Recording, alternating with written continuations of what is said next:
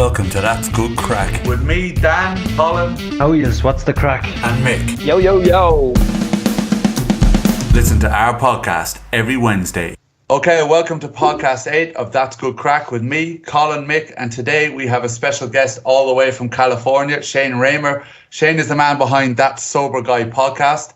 Shane has been spreading the word of living a sober and clean life with over 260 podcasts complete. Great work, brother. And firstly, thanks a million, man, for joining us here. Yeah, hey, thanks a lot for the invite. I know we've been trying to get something on the schedule for a couple weeks, man, and so I'm glad we finally made it happen. And congrats to you guys, man, on the launch of the podcast. 8 episodes in, that's cool, man. You guys are doing the thing, and I appreciate you having me on today. Thank you. Brilliant. Thanks a million, Shane. And how are you doing, Colin? How's Mick? Good, thanks. Thanks for not forgetting to introduce me today, mate. I really appreciate it. Shane, We're normally 10 minutes in before we get even asked, you know what I mean? So it really is a progression in the professionalism there today, Dan. Nice one. Thanks a lot. I said after last week I'll have to make it up, like, you know what I mean? Especially when you spend a whole podcast trying to cheer me up.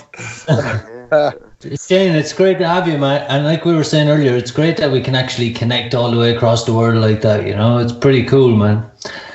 It's pretty cool. Power of social media when it's in its good form, huh? Yeah, definitely. I know I think it has its advantages and disadvantages. Like, it's another way to communicate, and you can really reach a lot of people and connect with a lot of people. So that part of it, yeah, man, I agree. It's good shit for sure.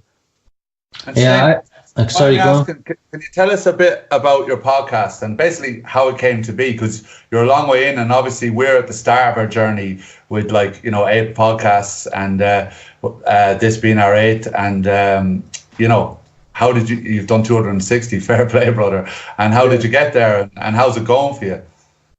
Yeah, thanks, man. So number one, like I said, man, thanks for having me on.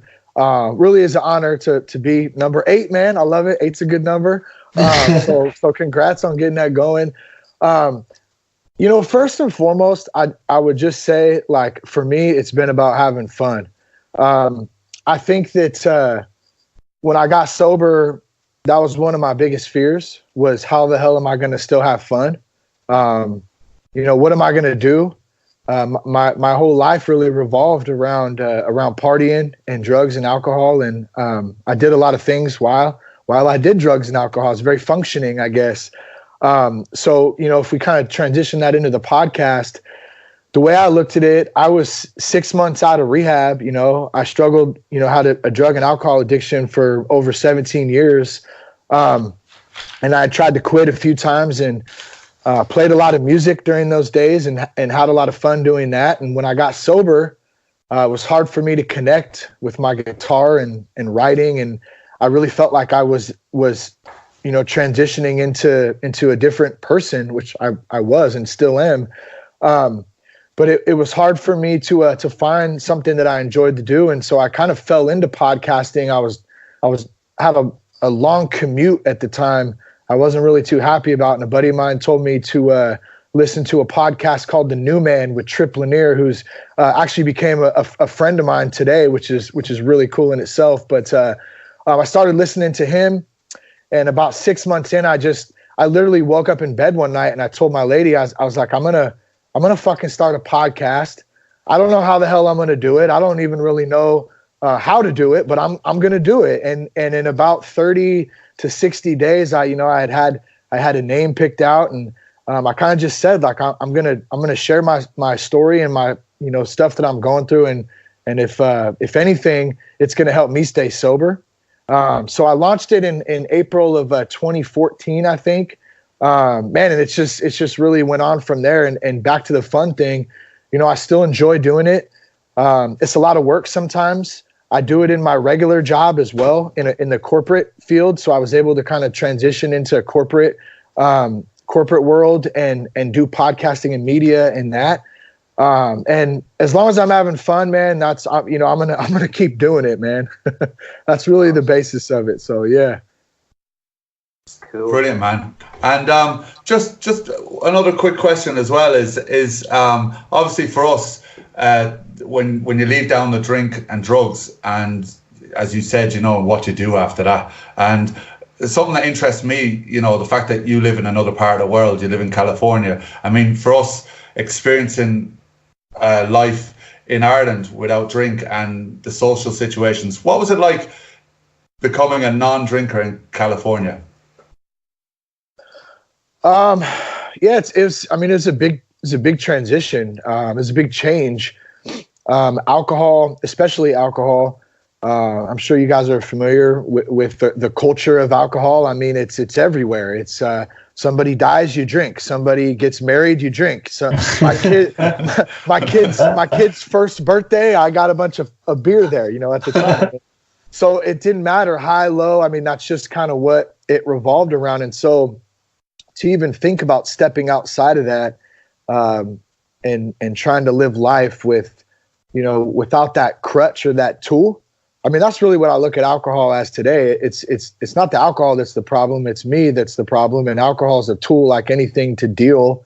And that's the tool that I chose to use. So to put away that tool and actually have to feel shit, you know, that's been a big that's been a big thing. I had to cut out a lot of environments I went into. I had to cut out a lot of people, you know, and it doesn't mean I didn't like those people or I judged those people or I just at the time. And I've been able to, you know, I still have a lot of my homies that, you know, we don't hang out as much anymore, but, you know, I got mad love for all my old school homies, but at the same time, like I don't do a lot of the same stuff that I used to do.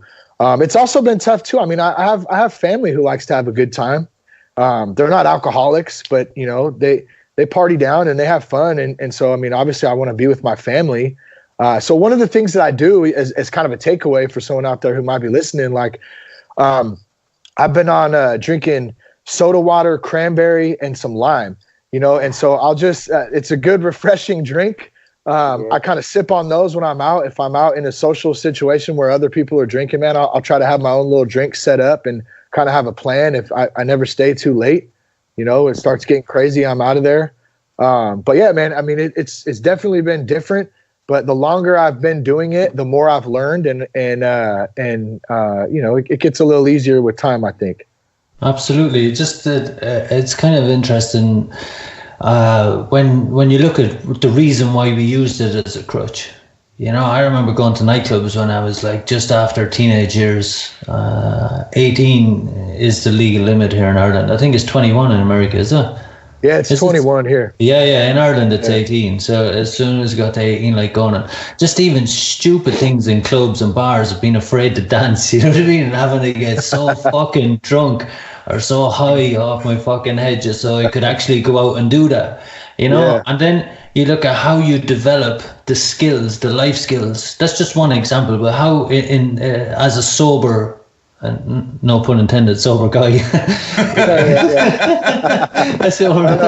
I know people say that too. Oh, you're the sober guy. I'm like, I'm Shane. My name's Shane. Like, I never be the sober guy, but I don't know. Anyways, man, go ahead. Sorry. No, but being a sober man in Ireland, how, like, I've been sober from drugs and alcohol for over a decade now, and over those years, all that shit I used to drink and take drugs over, all those insecurities and all those fears, that they're all gone. All those are gone, you know. That's why I haven't felt the need in a very long time that I needed it, because the reasons that I would have drank it in the first place, I've kind of worked my way through them and in confidence. You know, that confidence is there that in those situations before. And I always look at now, even I lived in London for years and like used to go clubbing all the time, DJing in clubs, clubbing and having a good time. And people would be offering me drugs all the time, cocaine, MDMA, whatever I wanted. By the way, no one ever offered me that shit when I was using it. I know, why is that, right? At the clubs in East London, like all the time. And I always remember thinking, but if I take this shit, my night will get worse. My experience will get worse instead of getting better. Whereas when I was younger, I used to think, oh, this is going to make it so much better, you know? So it's kind of fascinating. It definitely was a crutch. And I think that's one of the reasons why I haven't actually gone back to it for so long, was because it just will make everything worse. Even if I didn't go back into the hard drugs or into, to that extreme depths of it, it still wouldn't make any situation better. And that's what I've found, Yeah. No, I think that's a really good point to remember, where we came from, remember what it was like. Like when I was in rehab, I remember one of our counselors, David, he would always say, you will forget.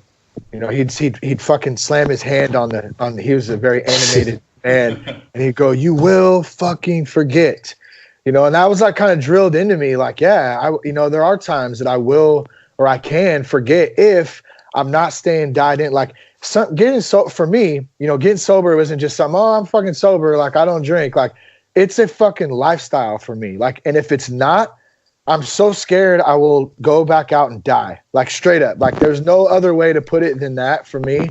And so that's kind of what keeps me going sometimes, because that little voice, like you were saying, like, well, man, maybe someone's offering me this, and I'm not out in those situations really anymore, but at the same time, you never know, you know what I mean? And that's kind of what keeps me going. Like we've tried to focus on things like that, about living the everyday life and focusing in on the positive things that have happened to us through giving up drinking drugs.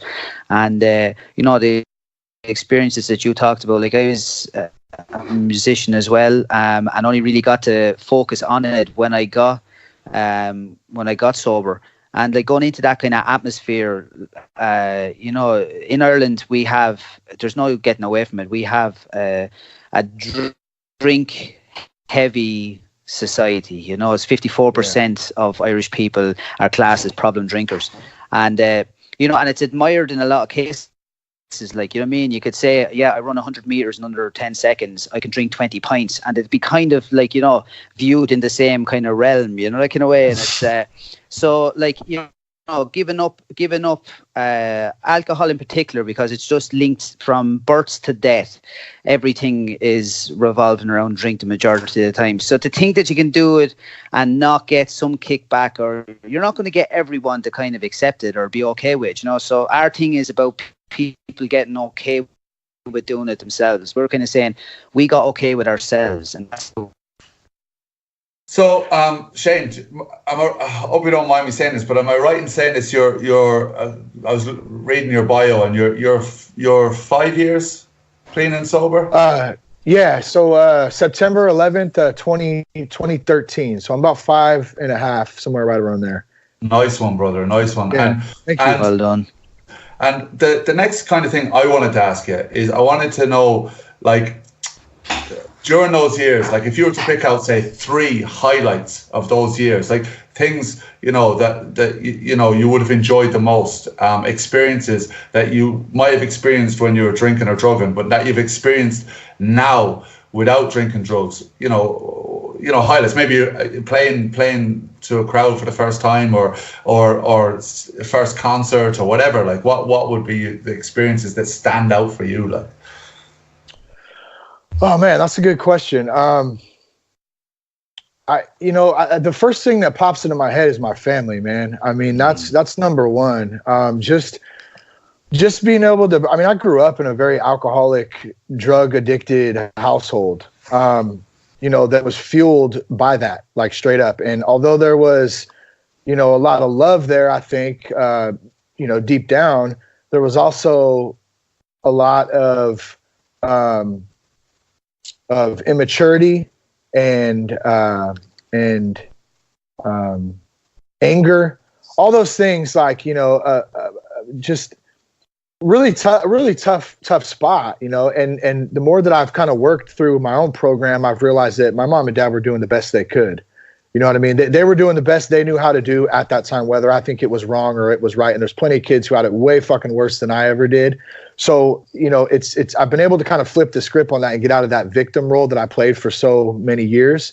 But to that, one of the things that I'm really, really proud about and happy about is that up until today, from 5.5 years ago till today, like I've been able to break that curse of alcoholism and addiction in my own family. Like my kids don't ever have to see me high or drunk or, you know, or acting a fool or having to rely on a substance to relax. Now, does that mean I walk around here like I'm fucking, you know, on a cloud all the time? Hell no. Like sometimes it's harder. Like I was just talking to my sponsor actually this morning about this, about how, you know, I have a really hard time sometimes dealing with my kids who I love to death. They're amazing kids. And you know, I love them more than anything in this world. Or Lucy will be 9 this weekend actually. And Cash is 4. There's a lot going on, man. There's a lot of questions, a lot of chaos, you know, it's a lot of attention. And it's hard sometimes, and it'd be real easy for me to check out, you know, if I was able to go have a drink. And so there are times when I'm like, fuck, like how the hell am I doing this sober? You know, and at the end of the day, I'm so happy that I get to do it sober because I get to feel those times of stress sometimes. Then I have to figure out healthy ways to deal with it, whether it's going to the gym, going on a run, you know, stepping outside, a walk, talking about it, whatever it is. So I know that's kind of a long-winded answer for the first one, but I mean, family, definitely, man. That's something that I get to enjoy now versus when the last year when my daughter was 1 or 2, I was completely checked out. I was not, you know, a responsible father. I was doing a lot of dumb things, and I was going down a path that I had promised myself I would never go down. Some of the other things I think would just be, you know, I'm trying to think if there's anything in particular, but, you know, maybe even like I love the Oakland A's. I love baseball. So going to an A's game and being sober now is a totally different thing than it used to be. I mean, like, it's comedy. Like when I even think back about the Oakland Coliseum is one of the last ballparks in the country where you can still tailgate, to my knowledge. And so you go to Oakland. Oakland is it can be a rough city in some spots. I mean, and the Coliseum is, you know, it's not in one of the greatest areas, but it's in one of the most rawest areas that you're going to get in the Bay Area, in the city of Oakland itself too. But you go out there, man, and you go to a Raider game or an A's game, and there's just, I mean, people tailgating, partying, throwing the ball around, football, baseball. Just all partying together, having a great time. You got plenty of alcohol and a lot of weed going down, and you know, there's a lot of people having a good time too. And now I still enjoy going to that. I don't really hang out and party like that. Now I go to the game and I stay. You know, I have fun and I actually remember the game. I enjoy the game, not at the bar the whole time. So yeah, man, I don't know. Those are two that come to mind, man, right off the bat, bro. Yeah,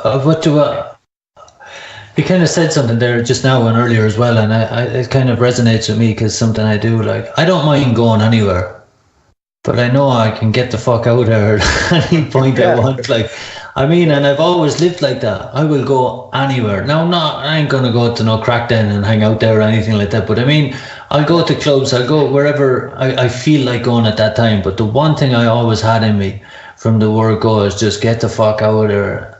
Yeah, have a plan. Yeah, as soon as I feel uncomfortable. Yeah. And over the years, it's got more about not me being wanting to drink, but just me not wanting to be in these fucking places anyway, you know? I know. It's so funny. Like, I don't even like going to the old shit that we used to do. Like there's a DJ Mark Farina, and it used to be my wife's like favorite DJ back in the day. And so, you know, she would go to a lot of raves and stuff back then. And he came up to Sebastopol here like two months ago, and we were like, fuck yeah, let's get tickets, you know, and man, let's go. And like, it got down to the night. We got a babysit, like my kids went to my in-laws, and we had the house to ourselves. It was quiet. And like my lady got home from work at like 7:00, and we were going to get ready and go out, about an hour and a half drive out.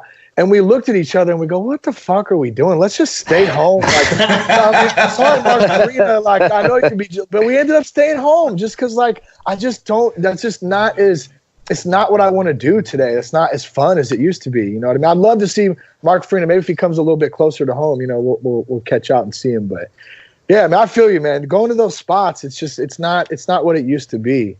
And it's not about, oh my God, I can't go there in case I take drugs, or oh my God, I can't go there in case I drink. It's just, I don't even fucking want to be here anymore. But it is that simple, no?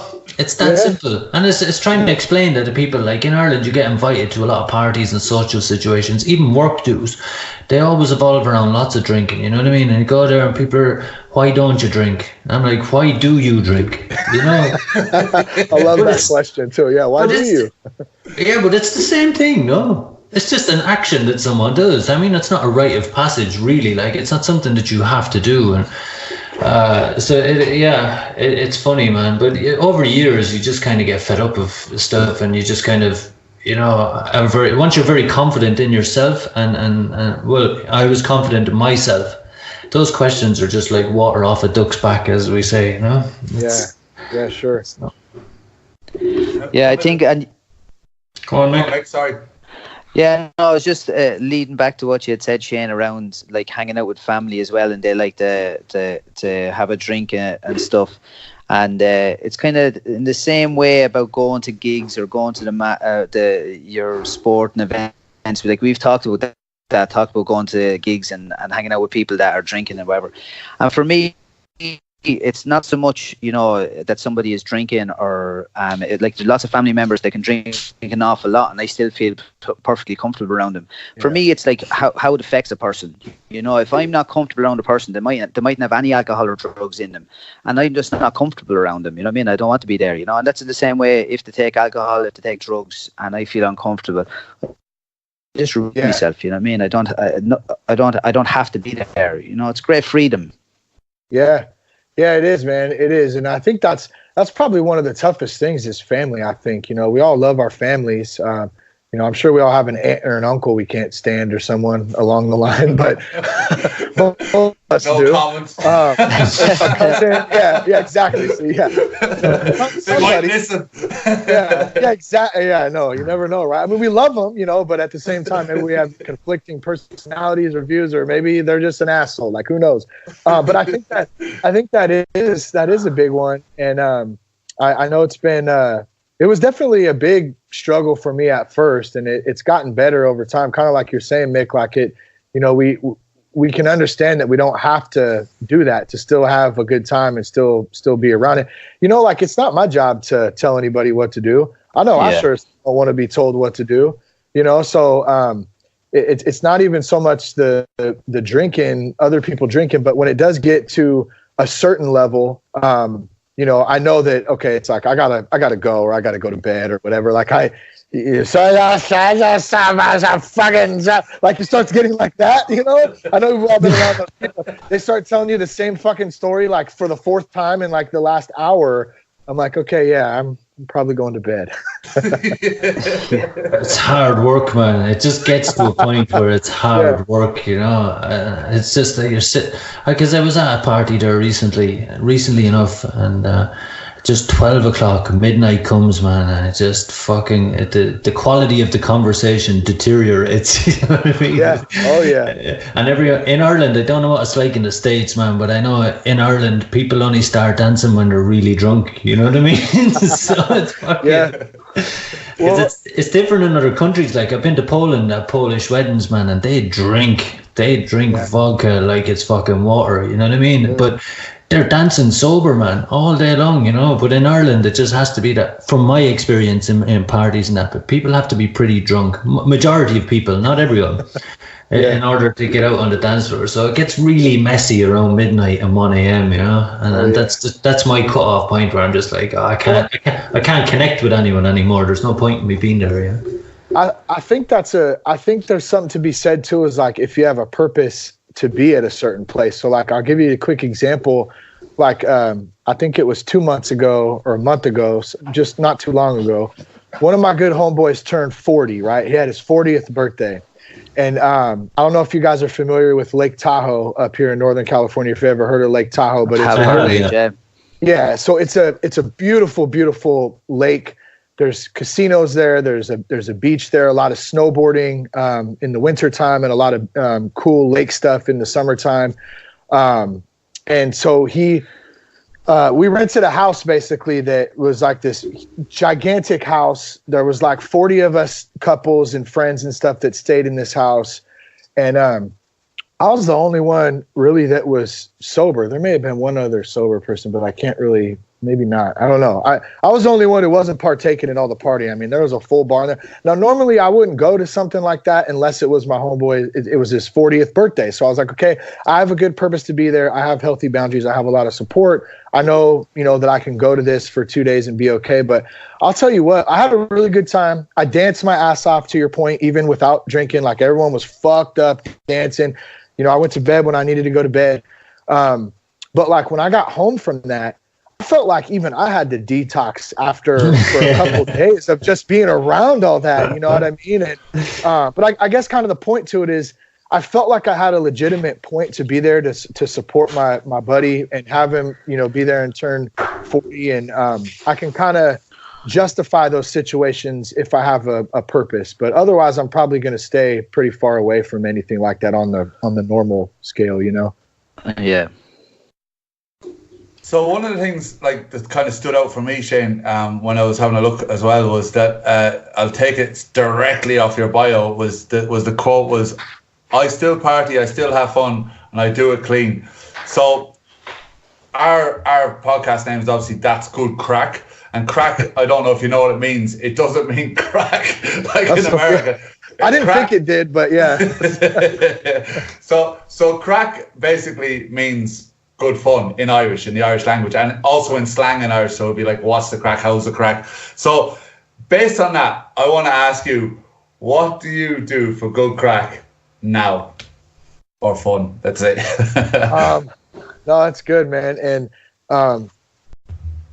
gosh, one of the things I've started doing is doing CrossFit recently. And that's been a lot of fun because it's been challenging fun. And it's, I've lost some weight. I'm getting in some pretty decent fitness shape. Man, it's hard keeping up with a 4-year-old, man. My son, he's just like, he's got a ton of energy. And if I'm some fucking fat, Kentucky Fried Chicken eating, slow, unhealthy, I can't do that. And I really do struggle with the sugar. I've talked about this a lot on the podcast. Sugar is a really big challenge for me. There's a running inside joke about Hostess cherry pies. That's like something that I'll go to the store and like I'll get my wife will send me there to get some, a couple things for dinner or something, and I'll just crush down like a cherry pie and some cupcakes. It's like a self-destructive type of thing almost, the sugar. And but anyways, that's a whole nother fucking event in itself. What I'm saying is that the CrossFit is really it's been a little bit of a financial investment for me to show up. Yeah. And to continue to have fun and to get in shape and to help with my eating. And so it's something positive that I can do that I have fun doing. I have, like I mentioned in the beginning, I have a lot of fun doing the podcast still. We do a lot of live shows. We're going to be down in West Hollywood at the Hollywood Improv June 23rd again to do another live podcast. We'll have a few guests come out. We'll talk about recovery, comedy and recovery. So I enjoy getting out there, talking to people. I enjoy going to meetings. I mean, going to meetings is fun for me. And then, I probably don't do this enough. But playing my guitar, I still have fun playing my guitar again. It wasn't very fun for the first, year or two when I was sober. I just really couldn't find the passion for it, I guess. But now, I have a good time picking it up, playing a little bit. I taught myself to play guitar by taking a shit, by the way. So here's my philosophy. Okay, so I couldn't play worth the shit like when I was in I think I picked it up when I was probably 17 or 18. I always wanted to play the guitar. I never took the time to learn it. I picked it up. I started strumming. I think like a friend of ours bought me this Esteban kit, this guitar, and it came with his videos and stuff. And what I did was every time I kept my guitar by the bathroom door, and every time I had to take a shit, I took it in there for 10 minutes. So my philosophy was I got to shit every day pretty much. So if I take my guitar in there for 10 minutes a day, I can learn a chord or two. and by the end, after a year, like those 10 minutes had built up to, I don't know what the math is, but a lot of minutes of just practicing, callousing my fingers, strumming my guitar, and so, hey, but before I knew it, I learned a few chords and I was playing some old Social D songs and some punk songs. And, man, yeah, even talking about it right now, I'm getting excited. I'm having some fun. I want to go play now. So those are probably 3 things, man. It's a good time. But Shane, mate, there's a YouTube channel in that, you know that. Sitting with your cocks around your ankles with the guitar. Learn to play. Did you learn to play guitar in the shitter? I might have to write a guide for that. Did you write any songs? Yeah, so, man, a lot of people don't know this, man, because it's such a... Oh, I'm sorry, man. I thought I couldn't hear you. Cut out. I didn't know if you were done. Sorry, yeah, no. All I asked was, did you write any songs while you were playing guitar on the shitter? Actually, so yes, so I did write quite a few songs while I was on the shitter.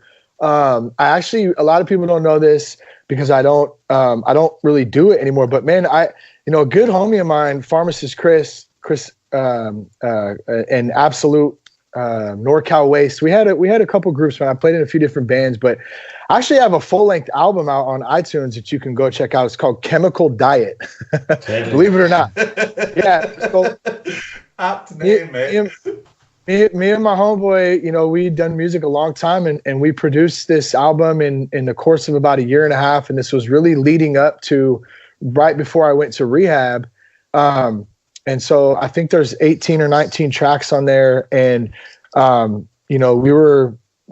was at the peak of my substance use at that time. There's some good music on there and stuff, I guess, too. But it's kind of funny to go back and listen to it now.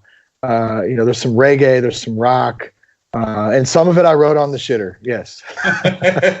Excellent. I'm definitely going to be listening and trying to work out which ones, which I definitely, I guarantee I'll be reading, like I always do, read into the lyrics totally wrong. But anyway, especially with that context. Yeah. But like you were sharing, Shane, as well, I had 2 kids, like they're pretty much grown up now. They're 17 and 20, and but like around the same time, like, about 5 years, like, they would have been around the same age as your kids, a bit older, but and it's like it became a massive focus in my life, trying to be a positive, because I hadn't really been there properly in their lives when I was drinking. And so it really became a big focus in my life. And just what you were saying about breaking the cycle, what happened with you in your family, I was just thinking, like, like the things that my kids complain about, simple things like I used to be playing with them and I'd go to have a cigarette. Like they still remember that, right? Yeah. They go, I remember you used to smoke, like we'd be playing and next week you go, I have to go for a cigarette. So like, they can remember that. So imagine like if I'd been still using drugs and I'd been still like, drinking heavily and doing all that type of thing, hungover, not able to go to the skate park and spend hours, playing. So it's a massive gifts that have been given from this lifestyle too, to my family as well, Yeah, that's good, man. Congrats on that too, man. It's so big because they remember everything, man. There's things I remember as a kid vividly, but we don't forget that kind of stuff, man. So to be able to cut it out is amazing. Mm-hmm. Just you're saying you do live podcasts and all, so you have to come to Ireland and do a live podcast sometime. Oh man, I would love that, man. Yeah, that'd be pretty cool, man, wouldn't it? It would be, and just since I know I mentioned this before, but I want to give a shout out to my homeboy Cormac out there in Ireland. I can't remember what city he's in, but I will definitely try to hook you guys up with Cormac if you don't already know him. He's followed the podcast for a long time. He's been like my sole connection to Ireland, and we've talked about that before. Maybe one day, who knows, man? Maybe I'll get to come out there. That'd be awesome, man. I would love to visit. Absolutely, man. We'll show you a good time. Yeah, 100%. Hey, it's just wanted to go back to something you were saying. You were talking about doing CrossFit and stuff, and myself, Danny, and Mick are big into sports like martial arts, as well as going to the gym and that kind of stuff. For me, it's a good release. It's always been a good release. And when I discovered, like, I didn't really have that in me. I was always very athletic as a young man, like as a teenager and as a kid, but as an adult, it just changed me in a lot of ways. Like you said, you've lost some weight and stuff like that. You know, even the difference, if you found it makes a huge difference to your mental health. Yeah, totally, man. That's kind of what's been driving me more. I think is I've really became very aware of how much more. Because obviously we want to still look like we're and feel like we're in some good shape and like we can still fucking touch our toes without our bellies crossing over our dicks and stuff. I want to still be, I want to be, I'm 37, man. I'm starting to feel that. But to your point though, man, like more importantly, I've realized like how much more of a mental thing it is for me to, to know that I can still, like overcome stuff, I guess, you know what I mean? And so in the last, 5 minutes when I'm trying to push myself, trying to get, these reps done at the end of a workout, it's extremely challenging. Like my body wants to give up, but I really have to dig in deep mentally. And that example is just an example of how I try to carry that over to like my regular life, because there's a lot of things in life day to day that I just can want to quit on or give up, or man, I wish I could drink right now. That mental state, man, is so big. And I'm just for the record too, like right now I'm a rookie CrossFitter. Like I wouldn't even say I'm a fucking CrossFitter yet. I'm just like going classes. Like, but that's what it's about, isn't it? Just turning up, man, When I did a podcast about that not too long ago, just about like being okay with sucking and stuff. I feel like a lot of us as dudes, we stop learning stuff when we turn 18 or in our early 20s because we don't want to suck at shit. Like we get good at something and then we stay good at that. And we don't ever branch out at anything because we don't want to suck at it. And for me, like I want to continue to try new things. And that's how I like to, you're saying earlier about having fun. Like that's how I want to continue to challenge myself, have fun, find new things that I like to do. And a lot of time I probably suck at it at first, but I might as well just jump in, It's kind of what I'm doing with CrossFit. I identify with that too, man. It's like going, for me, like sometimes even changing a gym, like going from one gym to another, is that kind of feeling of, new machines. Am I doing this right? You know what I mean? And sometimes, should I be doing this way or that way? You know what I mean? But just stepping out of your comfort zone and doing it anyways, like, and like that, it can be like, even I liked the way you talked about, that last rep, and it reflects itself in life. I remember being pinned in the cage. And the guy just literally, my head's like rammed against the cage. The guy's hit me in the head and it says, actually, my day in the office isn't that bad. Exactly. Yeah. That's good, man. Yeah. And, just back to what you're saying, Mark, I think we've talked about on the podcast as well of like how challenging yourself, just in all areas of your life.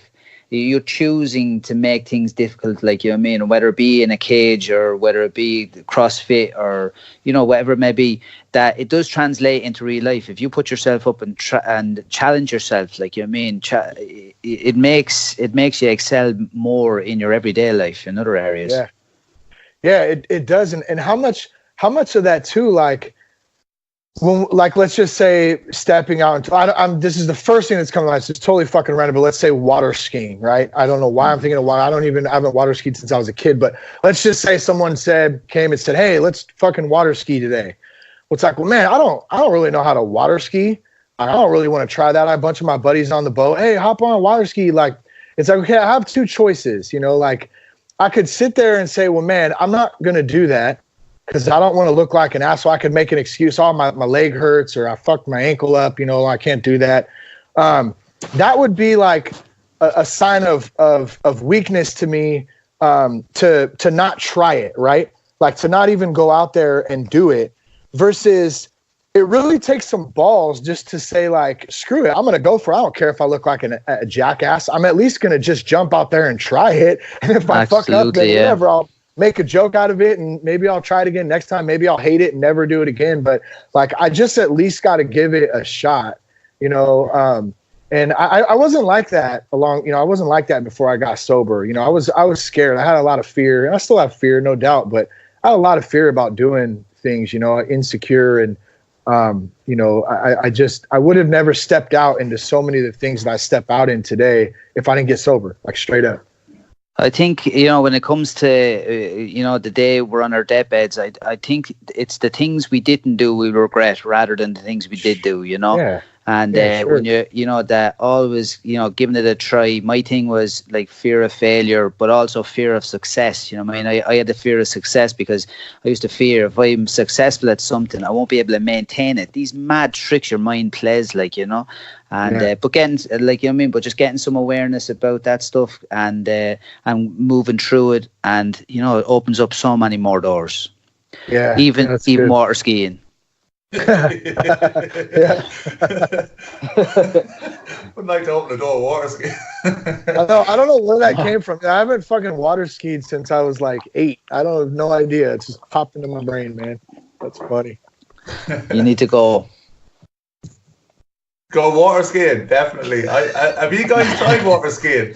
That's all I was thinking of when he said water skiing. I was like, fuck, I'd love to do that. Same as.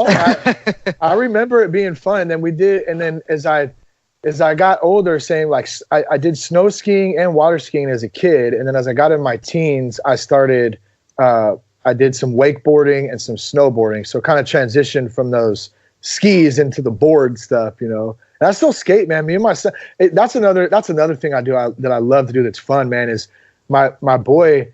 We got him a little Santa Cruz skateboard for Christmas and some pads, and so I take him out to the skate park. I got an old Rob Roscop like 975 like dope ass dad board, and so we cruise around, man, in the skate park and bring some snacks out there and have some fun, man. And I like that because there's other kids out there.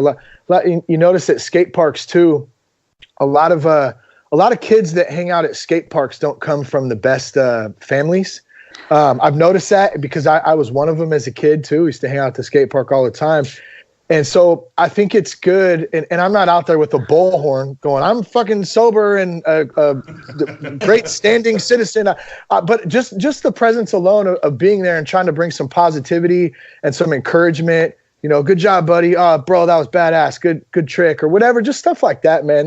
That's that service. I think that it comes from a good place, and it's something I really enjoy about being sober. You know. Yeah, I used to. I spent a lot of time in skate parks with my son as well, and I shared it in a podcast we have done where I was pushing the limits a bit too far, you know, and way beyond my skills, and ended up absolutely breaking myself up. That's the way we say it in Ireland, Fred.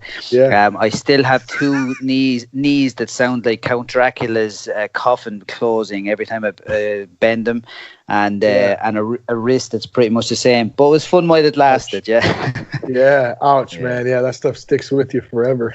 No, I didn't. I was in the. I haven't got into skating. I done some longboarding in London in the summertime. You know, just cruising around the parks. But I went to the Czech Republic there at Christmas to snowboard. We don't really get snow in Ireland, so it's like our sun. So if you want sun or snow, you got to go to a different country, you know. So I went to the Czech Republic snowboarding. Never done it in my entire life, and I got. How was it? Yeah, it was great, man. I said I'd get a lesson, you know, like someone to show me one-on-one lesson. After about half an hour of this lesson, I thought to myself, I don't need this fella anymore. Went up to the top of the hill, you know what I mean, like a gangster, you know, it's like, fuck this. Put the thing on, man. But I done it a little bit, and then I got confident, then I got cocky, then I was trying And fucking go full pace down. All of a sudden, I dipped the front of the board into the snow and just done somersaults down the hill, man. Yeah. It was good crack, though.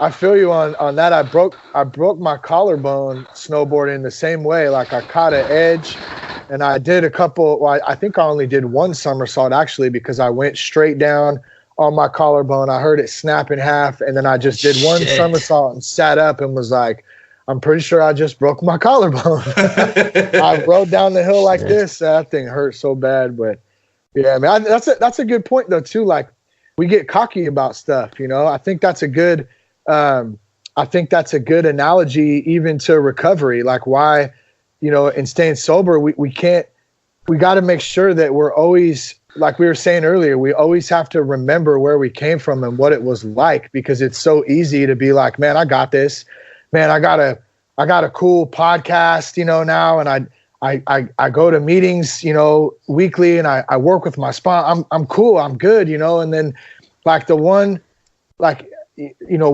bad moment all of a sudden could take like take me out. And so I just try to stay really conscious of that.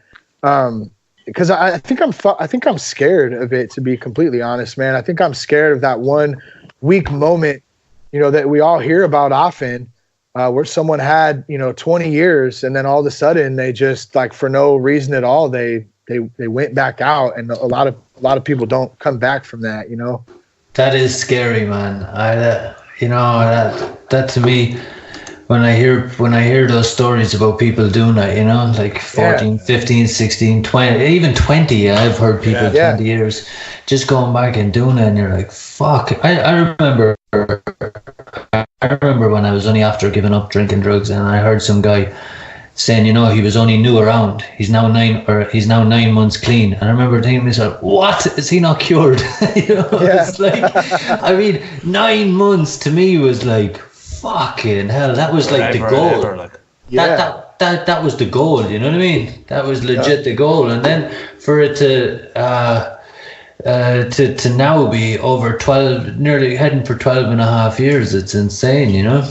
Yeah, it's insane. Yeah, hey, congrats on that too, man. 12 and a half years, man. That's a hell of a run, dude, of just sobriety and dealing with some shit, man. So good stuff on that. And just to say, lads, I'm 12 years tomorrow. Sweet, brother. I'll give you a hug if I was there. Yeah, we'll not do the old virtual hugs again, you know. There you go. It didn't wear down at all. You love it. I was just thinking about the fucking the board things. I have terrible balance, and I decided to take up surfing. I'm 6'5", by the way, and I'm 115. He's like a baby giraffe. Yeah, the baby giraffe, and I actually don't live in Ireland anymore. I've been living in the Canary Islands in Spain, in Tenerife. Yeah. So I planned, like, I did 30 years of rain. I'm going to do 30 years of sun. So just to counteract that. But I decided I'm going to take up surfing, and I bought this board, man. I swear to God, it was like a shit. Literally, like this giant turning up carrying this huge board. And it's that exactly kind of like, and all these Canarian dudes, they're all small, you know. Most Canarians are quite small little guys, you know, and they're all on their little shortboards zipping in and out of the waves. And I'm like, move, the Titanic's coming through. A big 8-10 foot board. They're just looking at me going, where did this come from? Get out of the way. A big ass dude on a surfboard, man. Like, look out, huh? I was brutal at it, but I loved it. Hey, how was it, man? Was it hard for you to pick up surfing? Or was it? I still didn't pick it up, but I kept going at it. I can stand on the board and I can ride the wave, but ask me to turn or not hit people. Yeah, I nearly took a Spanish family out one day. just seeing them diving in all directions. I was like, I still enjoyed it, man. I tried to find quiet beaches where I couldn't do damage to other people.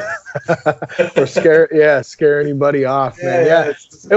It's funny because when I first got home from treatment, one of the things that, and everyone thinks, like, if you live in California, you surf, and of course, there's a lot of people who do surf. I'm up in Northern California, So where I live, the nearest beach is about an hour away, and the water up here is a lot different down than it is down in Southern California. Anyways, I've ridden every kind of board except it's much colder.